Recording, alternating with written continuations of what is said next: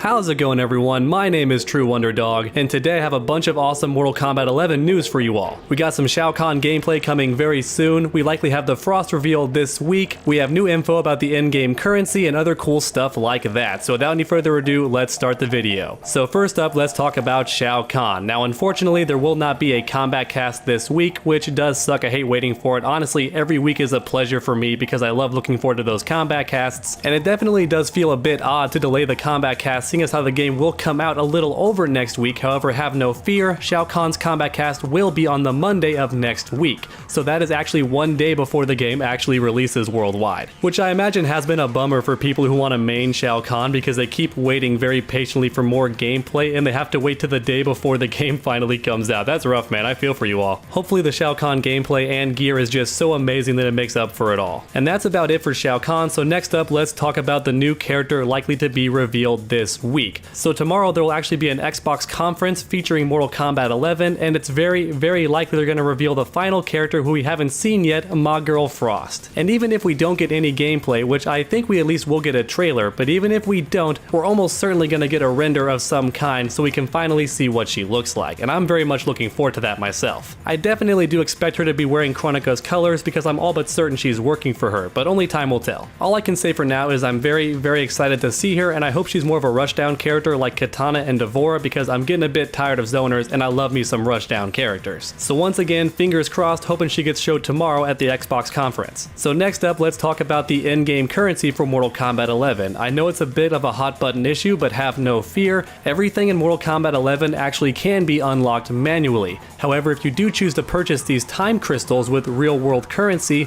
you can unlock this stuff a bit quicker or maybe even manually pick what you want. As mentioned before, there will no longer be loot boxes in Mortal Kombat 11, so I imagine if you want to buy a certain piece of gear or a certain cosmetic item, you can just buy it ahead of time to save yourself some time, which is ironic seeing as how the in-game currency is called time crystals. Now hopefully that name isn't too literal when the game comes out because that joke writes itself, because imagine if it does take a crazy long amount of time to grind for the gear that you want and you actually do save time by buying the time crystals. That joke writes itself. However, I hope it's not the case. I really do like Mortal Kombat 11 and I don't want any negative press like that. However, with that said, there definitely are people who are willing to spend money to get some stuff early, so for those few people the time crystals are perfect because you can use real world money to buy in-game stuff. However, have no fear, none of this stuff gives you any kind of advantage in ranked matches. It is not pay to win, it's purely for cosmetic things, and the few augments that you can buy are only for casual gameplay modes, nothing competitive. So even though having in-game currency that you can buy with real world money is a bit ridiculous, at least it won't give you any sort of competitive edge in ranked matches. So next up, I wanted to address the elephant in the room. There has been a huge leak today. So a lot of people have actually gotten the game early for various reasons.